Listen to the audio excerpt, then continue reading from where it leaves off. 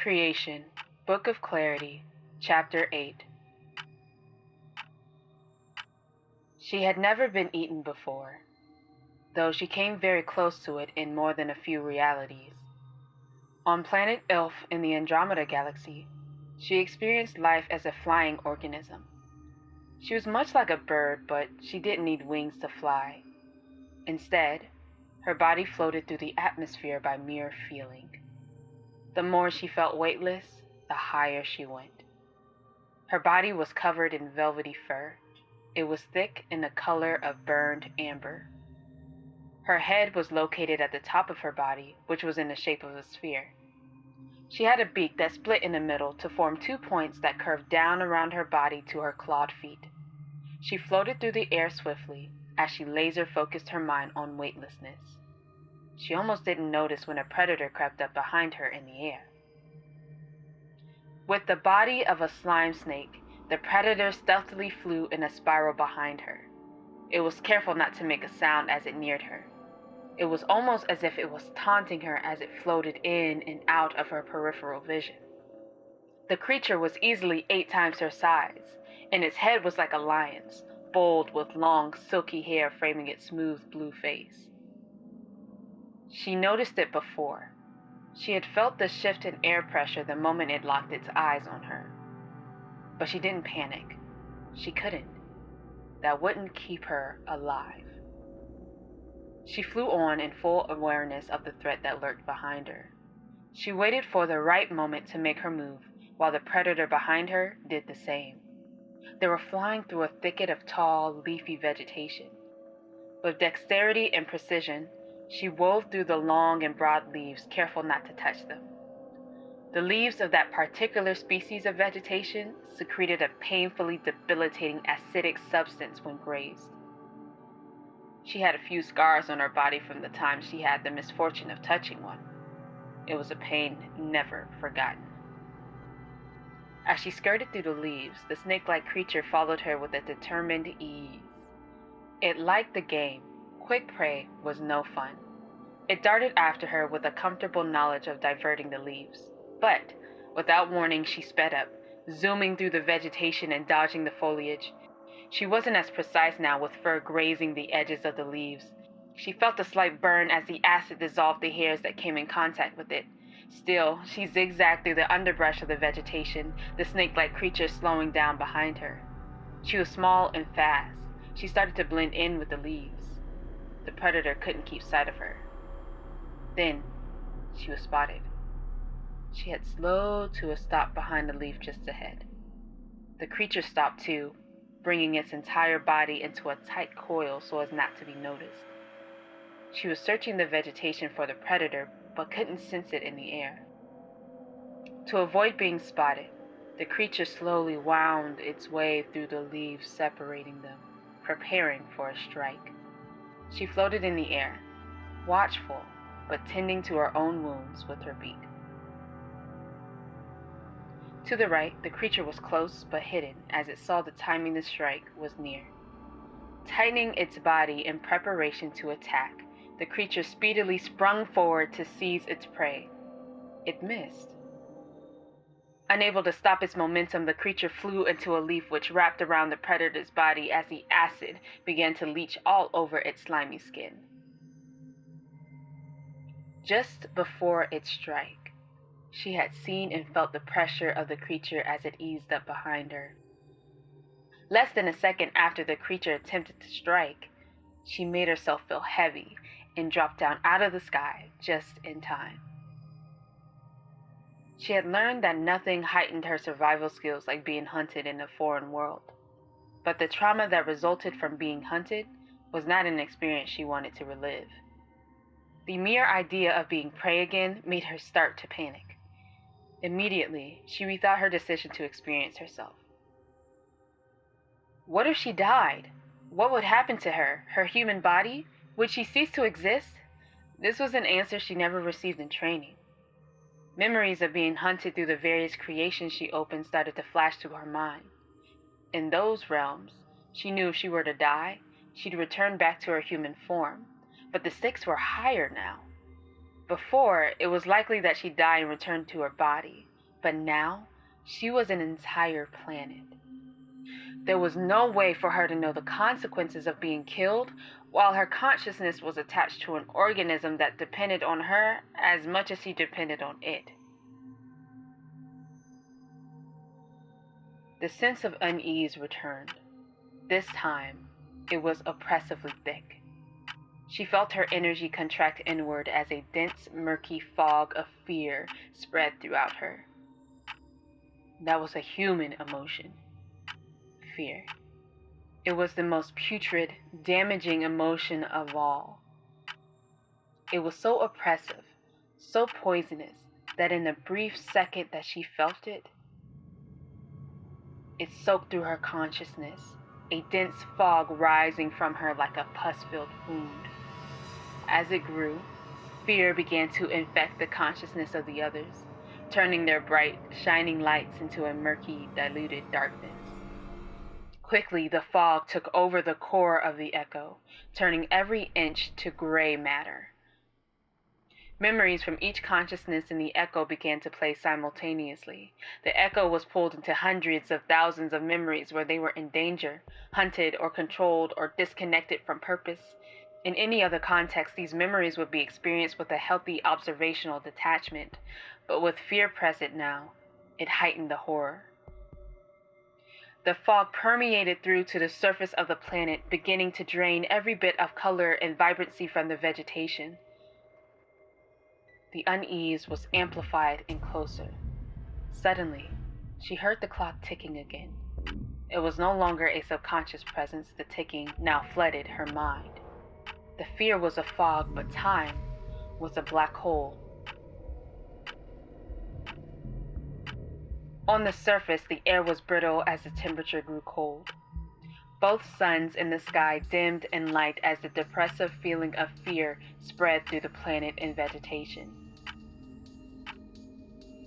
Time spiraled through, a now black hole being draining the organisms one by one.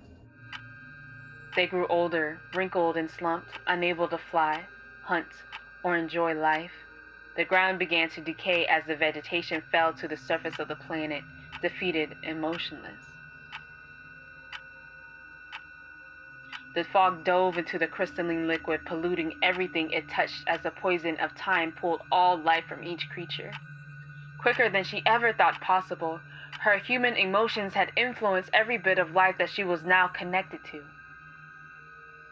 And she fully understood why humans were considered to be dangerous.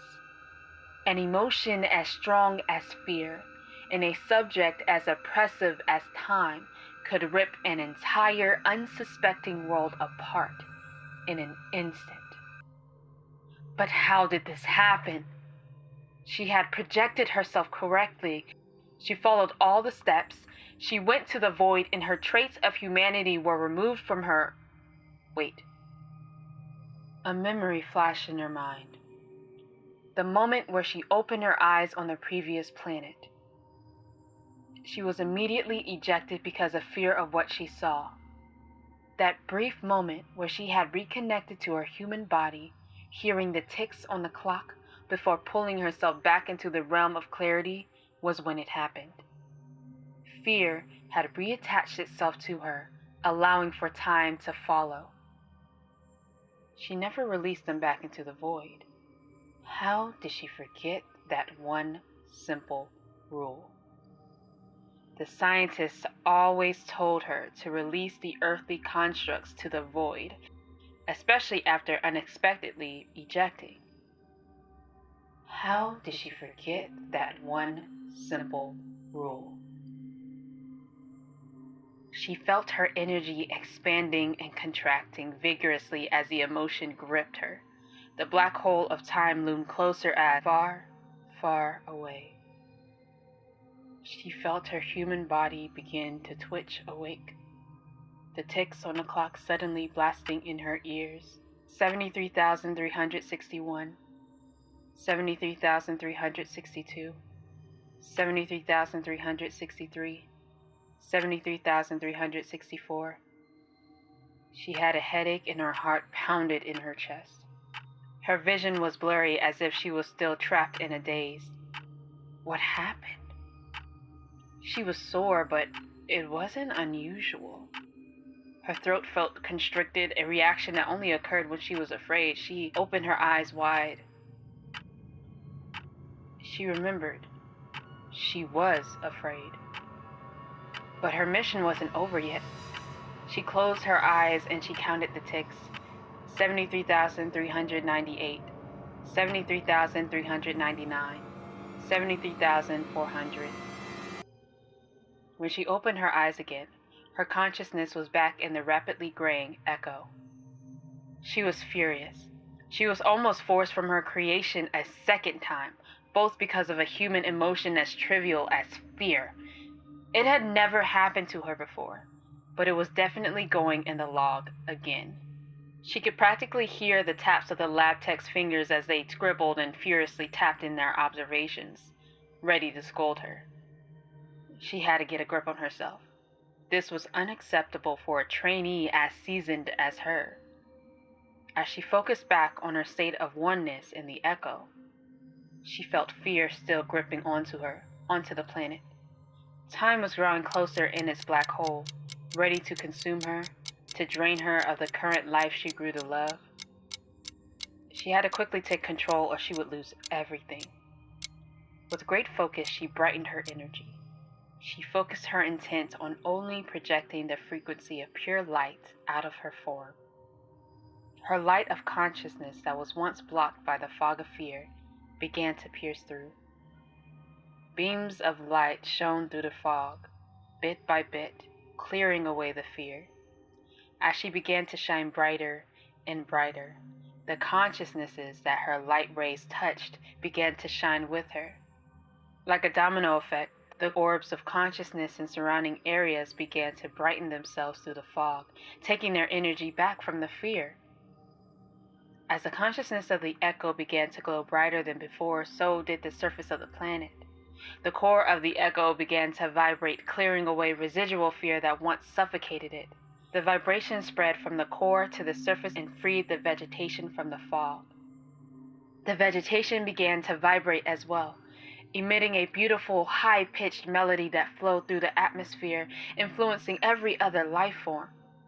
Colors came back, more vibrant and lively. The suns in the sky burnt even brighter and warmer. As the echo regained its life from the fog of fear, the black hole of time grew weak. As a collective, as the light grew brighter, their life was returned to them. The decay was healed, the wrinkles were smoothed, the will to live was restored. Determined to transmute this energy, she shifted her fearful emotions into a new intent, creating life. Something she learned in every realm she visited was that energy could always be changed into something new. Using the residual feelings of fear to create new life would ensure that she'd be able to effectively dispose of emotions that weren't supposed to exist in that realm, and further disguise herself in the process, hopefully. Quickly, desperately, she proposed a new idea to the echo. As a collective, they would use the fear to banish time and transmute themselves into living creatures on the planet. If it worked, this would ensure that in the transmutation process, every bit of the infecting energies would be depleted. She knew it was a long shot, being that fear and time were not native to the realm, but she felt it would be worth a try. The echo deliberated by assessing residual damage to the planet and calculating how best to repair itself. Eventually, through careful consideration, the echo agreed, but only if as a collective they became spirits of the elements.